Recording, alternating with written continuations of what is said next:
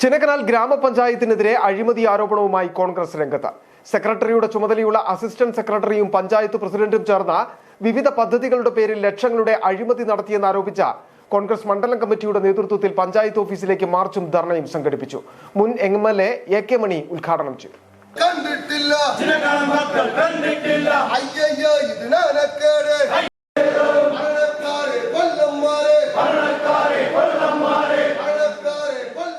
വയോജനങ്ങൾക്ക് കട്ടിൽ വാങ്ങിയതിലും mini ഹൈമാക്സ് light സ്ഥാപിച്ചതിലുമടക്കം ലക്ഷങ്ങളുടെ അഴിമതി നടത്തിയെന്നാണ് കോൺഗ്രസിന്റെ ആരോപണം.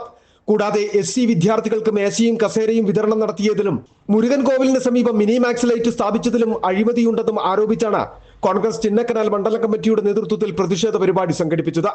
പ്രകടനമായിട്ടെത്തിയ കോൺഗ്രസ് പ്രവർത്തകർ പഞ്ചായത്ത് ഓഫീസിന് മുൻപിൽ ധർണാ സമരം നടത്തി. പ്രതിഷേധ പരിപാടി ദേവികുളം മുൻ MLA-യും മുതിർന്ന കോൺഗ്രസ് നേതാവുമായ A.K. മണി ഉദ്ഘാടനം ചെയ്തു. സംസ്ഥാനത്ത് അഴിമതി നടത്തുന്നതിൽ ചിന്നക്കനാൽ പഞ്ചായത്ത് 1ാം സ്ഥാനത്താണെന്ന് A.K. മണി കുറ്റപ്പെടുത്തി.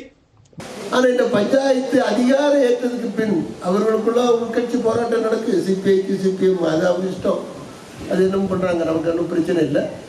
ஆனாலும் இந்த பஞ்சாயத்து செவ்வனே இருக்கின்றதா நடைபெறுகின்றதா என்றால் இல்லை.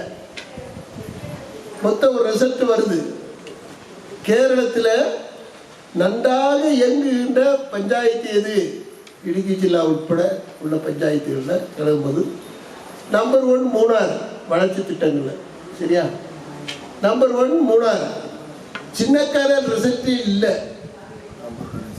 கடைசியில் ஒதுக்கப்பட்டிருக்கின்றது வளர்ச்சி திட்டங்களில் ചിന്നക്കനാൽ.